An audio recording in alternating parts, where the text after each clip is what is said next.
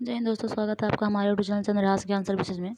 दोस्तों हम लोग 8 क्लास का ज्योग्राफी जो पढ़ रहे थे उसमें थर्ड चैप्टर जो है 50% आपको हम पढ़ा दिए थे और आधा हम लोगों को आज बचा हुआ था जो हम देख लेते हैं, इसका कंप्लीट कर देते हैं आप लोगों को। यहाँ से दोस्तों हम लोगों को पढ़ना था जल विद्युत से, ठीक है, और यहाँ तक हम आप लोगों को पढ़ा दिए थे, ठीक। तो आइए देख लेते हैं जल विद्युत क्या है। बोल रहा है, बांधों में वर्षा जल अथवा नदी जल ऊंचाई से गिराने के कारण संग्रहित किया जाता है। बांध के अंदर से पाइप द्वारा बहता जल बांध के नीचे स्थित टरबाइन के ऊपर गिरता है। घूमते हुए ब्लेड जनरेटर को विद्युत के लिए घुमाते हैं। ये दोस्तों देखिए ये किस तरह से घुमा रहा है ना, बस इसी का जो है यहाँ पे व्याख्या कर रहा है। बोल रहा है जो बांध होता है ना बांधों में वर्षा जल होता है अथवा नदी का जो जल होता है ना ऊंचाई से गिराया जाता है, ठीक है। तो ऊंचाई से गिराने के लिए क्या कहता है, वहाँ पे संग्रहित कर दिया जाता है वर्षा जल को या फिर नदी के जल को, मतलब जमा कर दिया जाता है, संग्रहित कर दिया जाता है। और बांध के अंदर से क्या किया जाता है, पाइप के द्वारा बहता जल बांध के नीचे स्थित एक टरबाइन स्थित किया जाता है, उसके ऊपर से क्या होता है, गिराया जाता है, ठीक। बोल रहा है घूमते हुए ब्लेड जनरेटर को विद्युत के लिए घुमाते हैं, मतलब घुमाएंगे तो वहाँ पे क्या होगा, विद्युत उत्पन्न होगा। तो उस ब्लेड जनरेटर को क्या किया जाता है, घुमाया जाता है।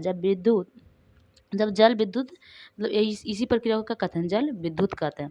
यही जो कहलाता है जल विद्युत कहलाता है। बोल रहा विद्युत उत्पन्न करने के बाद जो जल बहता है उसका उपयोग कृषि में किया जाता है। विश्व की ऊर्जा का 1/4 हिस्सा जल विद्युत से उत्पन्न होता है। मतलब जो विश्व की जो 1/4 ऊर्जा है ना वो उत्पन्न होता है जल विद्युत से, ठीक। हम बोल रहा है विश्व में जल विद्युत के अग्रणी देश की अगर हम बात करें तो पराग्वे सबसे है पहले, उसके बाद नॉर्वे हो गया, ब्राज़ील हो गया, चीन हो गया। तो ये सारा जो है वहाँ पे जल विद्युत के मामले में आगे है। अब बोल रहा है भारत में कुछ महत्वपूर्ण जल विद्युत केंद्र की अगर बात करें तो भाखड़ा नांगल बांध है, ठीक है। उसके बाद गांधी सागर, उसके बाद नागार्जुन सागर, दामोदर नदी घाटी परियोजना। तो ये सारी आप याद रखिएगा। अगर भारत की बात करें जल विद्युत केंद्र के बारे में तो भाखड़ा नांगल हो गया, गांधी सागर हो गया, नागार्जुन, दामोदर नदी परियोजना, ठीक है। और उसके बाद अगर कोई देश के बारे में बोले कि जल विद्युत में अग्रणी देश कौन सा है तो पराग्वे, नॉर्वे हो गया, ब्राज़ील, चीन, ये सारे देश जो है आगे आते हैं। बोल रहा है क्या आप जानते हैं, क्या जानने की बात कर रहा है भाई। बोल रहा है कि विश्व का पहला जल विद्युत उत्पन्न करने वाला देश कौन था, तो पहला जल विद्युत उत्पन्न किया था नॉर्वे, ठीक है। और नॉर्वे दोस्तों अग्रणी राज्य में भी है, सबसे पहले पराग्वे है, उसके बाद नॉर्वे है, ठीक। तो सबसे पहले कोई बोले कि सबसे पहला जल विद्युत कौन उत्पन्न किया, तो वो नॉर्वे उत्पन्न किया था। अब तो देखिए इसी तरह का जो यहाँ पे जल विद्युत इस तरह से घुमाया जाता है, ठीक है। यहाँ पे देखिए इसको जनरेटर को क्या कर रहा है, घुमा रहा है। यहाँ पे जल का क्या हो रहा है, भंडारण हो रहा है। यहाँ पे से जल क्या कर रहा है, गिरा रहा है, इसको घुमा रहा है। तो यहाँ पे से ये अभी विद्युत यहाँ पे इधर विद्युत बन रहा है और इधर दोस्तों देखिए विद्युत के बाद जल जो है बह रहा है, वो जा करके कृषि के लिए यूज होगा ही नदी में, मतलब पानी, ठीक है। तो इसी प्रक्रिया को बताया है। अब देखिए बोल रहा है ऊर्जा के गैर पारंपरिक स्रोत के बारे में। बोल रहा है जीवाश्मी ईंधन के बढ़ते उपयोग से ऊर्जा के गैस पारंपरिक स्रोत का अभाव उत्पन्न हो गया है। ऐसा अनुमान लगाया जाता है कि यदि वर्तमान दर से इसका उपभोग लगातार होता रहा तो इन ईंधनों को के भंडार समाप्त हो जाएंगे। इसके अतिरिक्त इसका उपयोग पर्यावरणीय प्रदूषण भी पैदा करता है। इसलिए गैर पारंपरिक स्रोत जैसे सौर ऊर्जा, पवन ऊर्जा, ज्वारीय ऊर्जा जो कि नवीकरणीय है के उपयोग की आवश्यकता है। दोस्तों इसका कहने का मतलब है कि अभाव उत्पन्न हो रहा है, ठीक है। गैर जो पारंपरिक स्रोत है उसमें क्या हो रहा है, अभाव उत्पन्न हो रहा है। क्या अनुमान लगा रहा है कि वर्तमान दर से अगर जिस प्रकार से हम लोग आज गैर पारंपरिक स्रोत का जो उपयोग कर रहे हैं उस तरह से अगर उपभोग कर होता रहा तो एक ईंधन का जो भंडार है एक दिन क्या हो जाएगा, समाप्त हो जाएगा बहुत जल्द ही। यही बोल रहा है। इसके अलावा अगर हम गैर पारंपरिक स्रोत का इस्तेमाल करते हैं तो उपयोग से पर्यावरण प्रदूषण भी जो है पैदा होता है ज़्यादातर। उसके बाद गैर पारंपरिक स्रोत जैसे कौन कौन से होगा, तो सौर ऊर्जा हो गया, पवन ऊर्जा हो गया, ज्वारीय ऊर्जा हो गया। ये सब कैसा जो है नवीकरणीय संसाधन है। तो इस सब की आवश्यकता है हम लोगों को उपयोग करने की, ठीक है। बोल रहा है कि सौर ऊर्जा भी हम पढ़ेंगे दोस्तों, ठीक है, सौर ऊर्जा। लेकिन पहले इससे पहले यहाँ पे जान लीजिए कुछ देर क्या आप जानते हैं। ये बहुत इंपॉर्टेंट होता है, क्या आप जानते हैं, बहुत प्यार से पूछता है क्या आप जानते हैं। तो आप जानते हैं तो बताइए, नहीं जानते हैं तो इससे सीखिए, ठीक है। तो ये बोल रहा है कि विश्व के प्रथम सौर और पवन चालित बस अड्डा स्कॉटलैंड में है। तो सबसे प्रथम अगर पूछे कोई कि सौर और पवन चालित बस अड्डा कौन सा है, मतलब कहाँ में है, तो है स्कॉटलैंड में, ठीक है। और सबसे पहले जल विद्युत उत्पन्न कौन किया था, तो नॉर्वे, ठीक। तो ये सारी चीज़ आप लोग याद रखिएगा, याद करने लायक फैक्ट होता है दोस्तों इसमें, इसको भूल के भी इसको मत छोड़िएगा। बोल रहा है सौर ऊर्जा के बारे में, बोल रहा है सूर्य की ऊष्मा और प्रकाश सूर्य की ऊष्मा और प्रकाश ऊर्जा हमारे द्वारा प्रतिदिन अनुभव की जाती है। सूर्य से प्राप्त सौर ऊर्जा सौर सेलों से विद्युत उत्पन्न करने के लिए प्रयोग की जा सकती है। इसमें से कई सेलों को सौर पैनलों के से तापन व प्रकाश के लिए शक्ति उत्पन्न करने के लिए जोड़ा जाता है। तो इससे भी जो है शक्ति उत्पन्न किया जाता है, ऊर्जा उत्पन्न किया जाता है सौर ऊर्जा से, जो हम लोग प्रकाश सूरज की जो ऊष्मा ग्रहण करते हैं उससे, ठीक है, जो प्रतिदिन हम लोगों को अनुभव होती है। बोल रहा है कि धूप की प्रचुरता वाले उष्णकटिबंधीय प्रदेशों के लिए सौर ऊर्जा का उपयोग की प्रौद्योगिकी बहुत लाभदायक है। मतलब जहाँ पे उष्णकटिबंधीय क्षेत्र है तो वहाँ पे तो देखिए जैसे उष्णकटिबंधीय प्रदेश है ना, तो वहाँ पे ज़्यादा सौर ऊर्जा आता है। सूरज की किरणें, सौर की ऊर्जा ऊष्मा सबसे ज़्यादा पड़ेगी, तो वहाँ पे जो है बहुत लाभदायक होता है सौर प्रौद्योगिकी इस तरह का। बोल रहा है सौर ऊर्जा उपयोग कर सौर तापक, सौर कुकर, सौर ड्रायर के साथ साथ समुदाय रूप से रोशनी देने वाले यातायात संकेत का भी जो है यहाँ पे निर्माण करता है लोग, ठीक है। दोस्तों यहाँ पे क्या समझाने का बात कर रहा है थोड़ा देख लेते हैं। बोल रहा है पवन ऊर्जा, ठीक है, पवन ऊर्जा से लाभ क्या होगा और हानि क्या होगा उसके बारे में दे रहा है। बोल रहा है प्रदूषण मुक्त हो जाएगा पवन ऊर्जा से, एक बार स्थापित हो जाने पर विद्युत उत्पादन की कम लागत होगी और सुरक्षित और साफ होगा, ठीक। अब यहाँ पे बोल रहा है ध्वनि प्रदूषण इससे उत्पन्न होगा, प्रदूषण पवन ऊर्जा से। उसके बाद पवन चक्कियों को स्थापित करना महंगा हो जाएगा, रेडियो और दूरदर्शी के प्रसारण संकेतों में व्यवधान उत्पन्न होगा, तो होगा ही दोस्तों ये सब। पक्षियों के लिए भी क्या होगा, हानिकारक सिद्ध होगा। तो ये सारी चीज़ें। उसके बाद यहाँ पे सौर ऊर्जा से कौन कौन से हानि और लाभ हो सकता है, तो इससे दोस्तों सौर ऊर्जा से असमाप्त हो जाएगा, मतलब ये ऊर्जा समाप्त ऊर्जा है, तो इससे लाभ है। उसके बाद प्रदूषण मुक्त ऊर्जा होगा ये, ठीक है। उसके बाद दोस्तों अगर हानि की बात करें तो खर्चीला अधिक हो जाएगा। उसके बाद स्रोत के विस्तृत होने से ऊर्जा क्या होगी, बर्बादी हो जाएगी भी, ठीक है। अगर ज्वारीय ऊर्जा की बात करें तो ये प्रदूषण मुक्त ये भी होगा, असमाप्त मतलब ही समाप्त होने योग नहीं होगा, लेकिन इससे क्या होगा हानि कि वन्य जीव आवास का क्या हो जाएगा, नष्ट हो जाएगा और दोहन की में जो है कठिन हो जाएगा, ठीक है, दोहन में कठिन है ये ऊर्जा, इसलिए। अब ऊर्जा के गैर पारंपरिक स्रोत की बात करें अगर, देखिए सारा गैर पारंपरिक स्रोत हैं, ठीक है। तो इस पवन ऊर्जा हो गया या फिर सौर ऊर्जा, ज्वारीय ऊर्जा, बायोगैस, परमाणु ऊर्जा, तो सब क्या है, गैर पारंपरिक स्रोत ही है। तो क्या इसका हानि और लाभ के बारे में बता रहा है। बोल रहा है अगर परमाणु ऊर्जा की बात करें तो बहुत बड़ी मात्रा में ऊर्जा उत्पन्न करता है, इससे लाभ है, लेकिन हानि है कि रेडियो एक्टिव व्यर्थ करता है। उसके बाद खर्चीला भी है। और बायोगैस की बात करें तो बायोगैस इसमें लागत कम लगता है, उपयोग में भी ये क्या होता है, आसानी होता है। जैव व्यर्थ का उपयोग और बायोगैस का उत्पादन होता है इसमें, लेकिन हानि ये है कि ग्रीन हाउस प्रभाव यहाँ पे उत्पन्न हो जाएगा, ठीक है। अब यहाँ पे दोस्तों भूतापीय ऊर्जा से क्या लाभ हानि, तो भूतापीय ऊर्जा से लाभ ये है कि स्वच्छ, पर्यावरण हितैषी व हर समय उपलब्ध होगा ये, लेकिन हानि ये है कि शरीर से बहुत दूर अवस्थित होने के कारण विद्युत वहन खर्चीला हो जाएगा, ठीक है। तो किसी न किसी चीज़ में कोई ना कोई हानि और लाभ छुपा हुआ है, ठीक। अब सौर ऊर्जा हम लोग पढ़ चुके, अब आइए हम लोग पवन ऊर्जा के बारे में देखते हैं।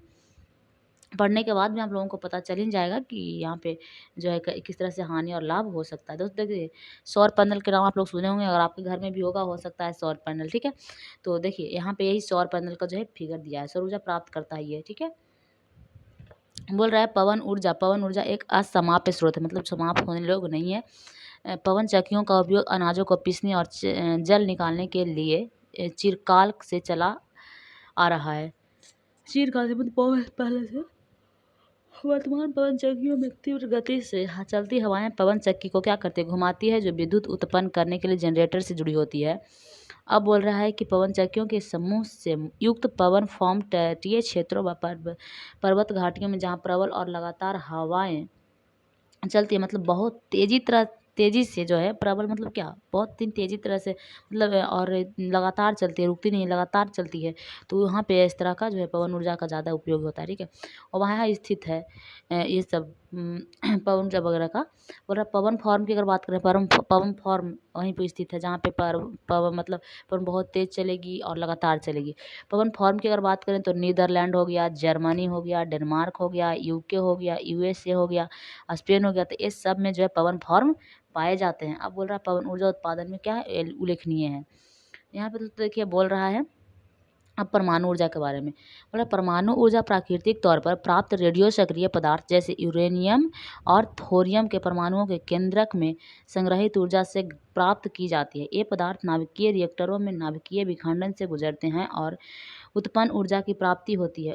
परमाणु ऊर्जा के सबसे बड़े उत्पादक संयुक्त राज्य अमेरिका और यूरोप है। परमाणु ऊर्जा का सबसे बड़ा अगर उत्पादक की कोई बात पूछे तो संयुक्त राज्य अमेरिका है, और कौन है? यूरोप है।